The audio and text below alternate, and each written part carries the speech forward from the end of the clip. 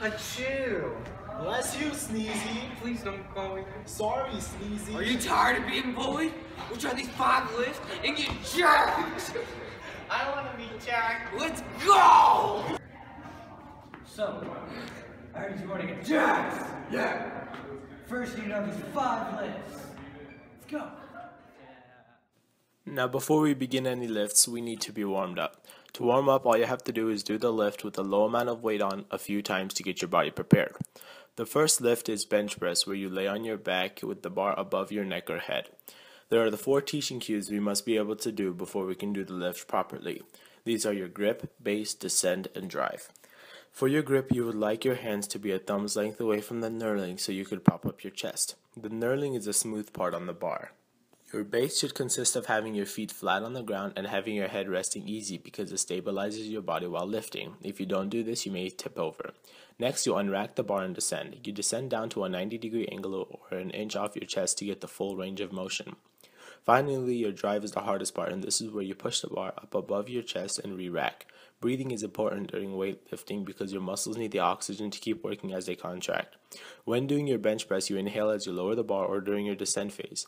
Once you reach your chest, the next step is to breathe out, and this is done when you push the bar back up or during your drive phase. Breathing, once again, is very important during your workouts, during your weightlifting, and also must be done during the descent and the drive phase. Breathing in when you descend and breathing out as you drive. Finally, the primary muscles that are worked out here are the pectoralis major, or your chest muscles.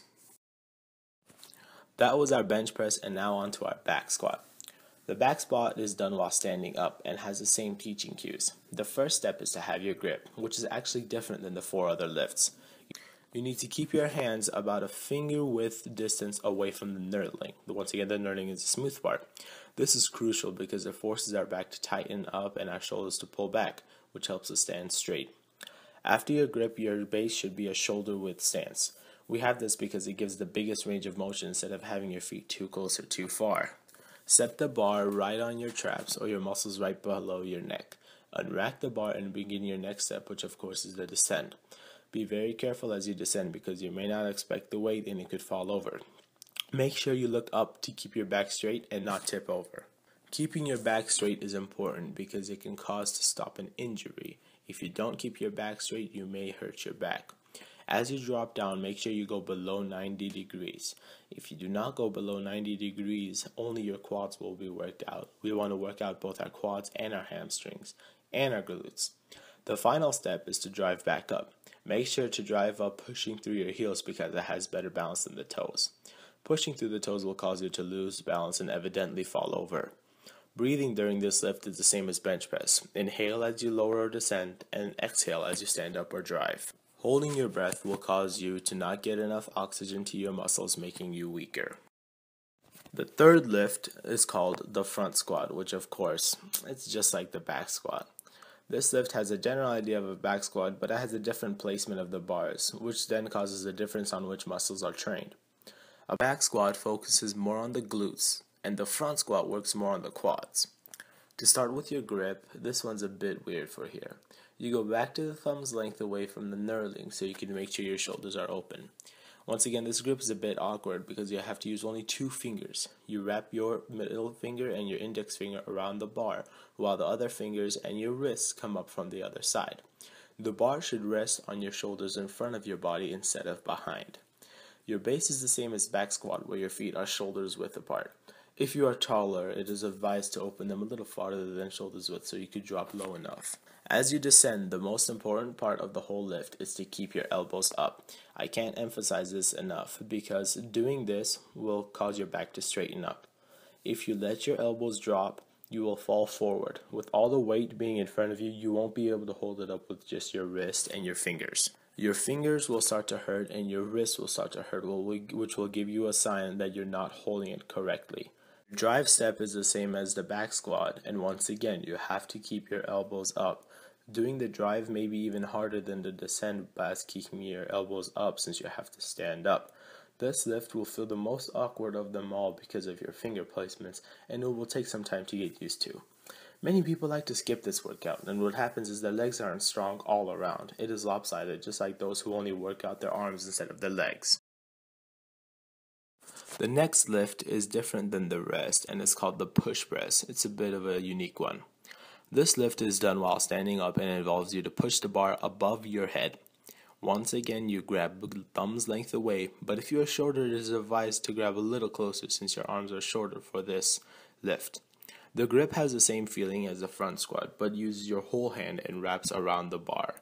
Your elbows stay down for this lift to push the bar up. Do not prop your elbows up just like the front squat. Your base is the same as the squats where it is shoulders width apart.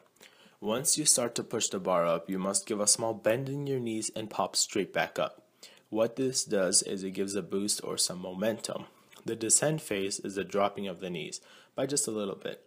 Make sure you don't bend too far like half a squat because then it takes a longer time to get back up and you lose all that momentum you would like to use. The drive is where you lock your knees and push the bar up above your head. Make sure you watch out for your chin while pushing up. Once the drive is finished, the bar should be just a little behind your head. We do this so we don't fall forward because of all the weight above our head. Having the weight just above our heads causes the weight to lean a bit forward or back, and this could of course cause us to fall over instead of staying in place. The time difference between the descent and drive for this lift is much smaller than it is for the other squats. You have to be quick, down and up, instead of how the other squats you go down and back up taking your time.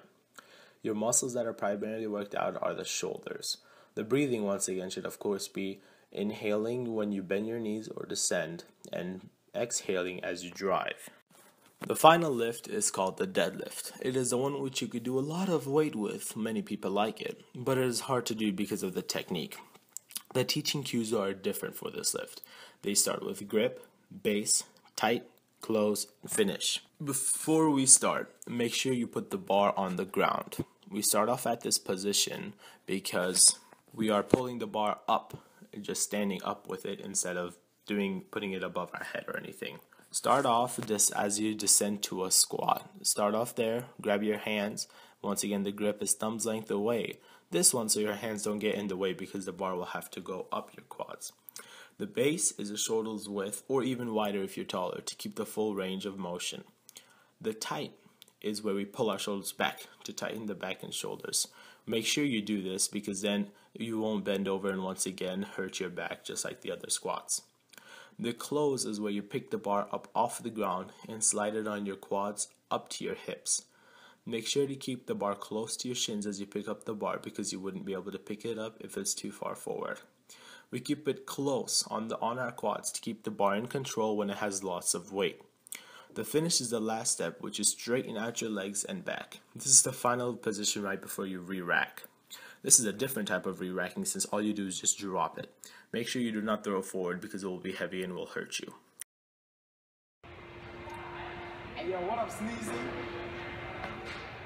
What's up, dude?